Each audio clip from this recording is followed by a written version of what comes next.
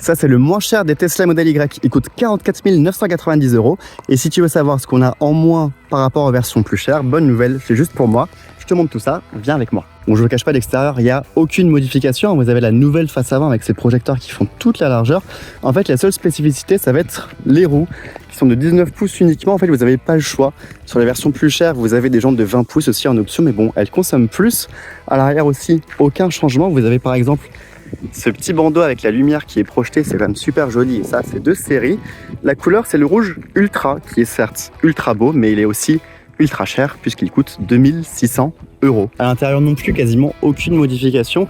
En gros, les plus grandes, ça va se passer sur les contreportes. Ici, il faut savoir que sur les versions les plus chères, vous avez un super système son avec 15 haut-parleurs, dont 2 ici et un caisson de basse. Ici, on en a seulement droit à 9, même si la qualité est quand même déjà bien. Là aussi, de série, vous aurez un tissu noir. Là, on a l'option avec le simili-cuir blanc qu'on a aussi sur les sièges. Donc pour le reste, c'est vraiment un modèle Y normal. Les sièges à l'avant, ils sont chauffants et ventilés, ce qui est rare et très utile quand il fait 40 degrés. À l'avant aussi, on a l'écran de 15 pouces qui est toujours aussi réactif avec toute la connectivité, avec Spotify, avec les charges par induction aussi. Bref, un modèle Y comme un autre.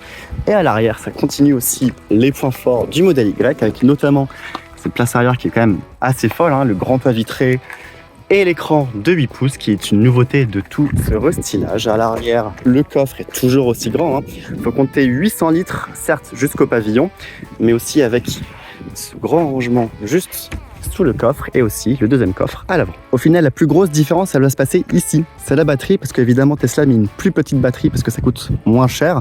On connaît pas trop sa taille, on sait juste qu'on peut faire 500 km en une charge avec, sachant qu'avec la plus grosse, on peut faire jusqu'à 622 km, mais ça coûte 2000 € de plus. Alors dis-moi, est-ce que cette version, elle te convient ou est-ce que tu es prêt à mettre un peu plus cher pour avoir plus d'autonomie ?